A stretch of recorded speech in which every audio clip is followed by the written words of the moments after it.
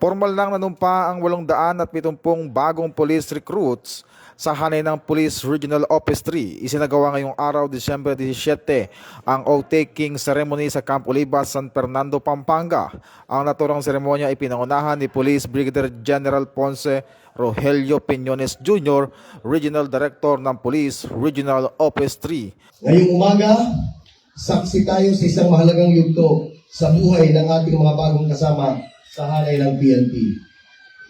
At para sa akin mismo, bilang inyong Regional Director, isang malaking karangalan na unang oath-taking ceremony ay kasama kayo, ang mga bagong patrolmen and patrolwomen ng PRO 3. Ang pagkakataong ibinigay sa inyo ngayon ay hindi basta swerte.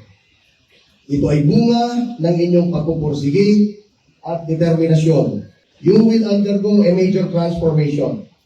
Mula sa pagiging sibilyan, papasok kayo sa isang buhay na disiplinado at may sakripisyo. But always remember, may kasabihan, and I quote, "Rest if you must, but don't you quit." Ang tunay na pulis ay hindi sumusuko. Ang mga bagong pulis ay malaking dagdag puwersa sa pagpapanatili ng seguridad, kapayapaan at kaayusan sa Central Luzon, lalo na sa pagresponde sa krimen, kalamidad at iba pang banta sa kapayapaan.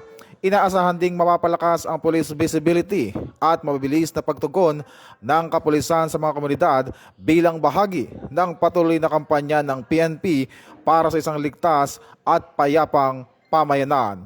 Hinihimok naman ang mga bagong pulis na gampanan ang kanilang tungkulin ng may katapatan at malasakit bilang mga tagapangalaga ng seguridad at kapayapaan ng mamamayang Pilipino.